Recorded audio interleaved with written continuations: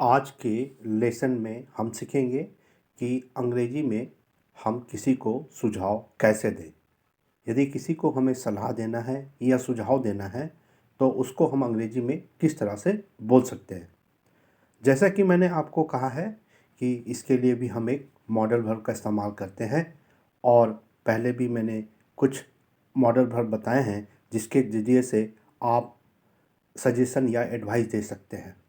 आज के सेशन शुरू करूं इसके पहले एक बार फिर आपको जानकारी दे दूं, यदि आप फर्राटेदार अंग्रेजी बोलना चाहते हो तो आज ही नमस्ते इंग्लिश ऐप डाउनलोड कीजिए और अनलिमिटेड अकाउंट ज्वाइन कीजिए। यहाँ आप बिना किसी की सहायता के फर्राटेदार अंग्रेजी बोलना सीख सकते हैं।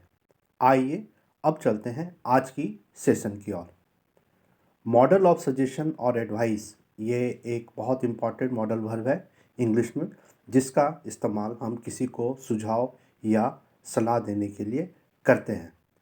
यदि आप किसी को कोई सुझाव या सलाह देना चाहते हैं तो इस स्थिति में मॉडल वर्ब शुड का प्रयोग करते हैं।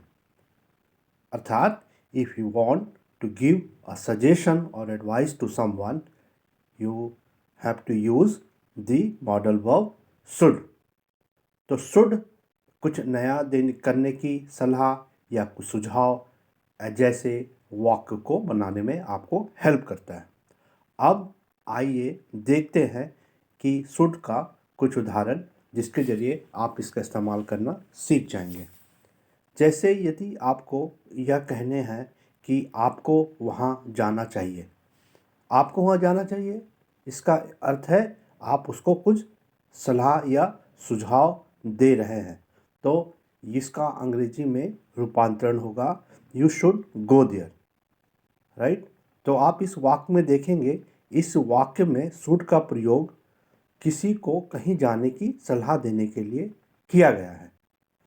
ठीक है, अब हम एक और वाक्य और देखते हैं जहाँ पर ही हमने शुड का प्रयोग किया है सलाह या सुझाव देने के लिए।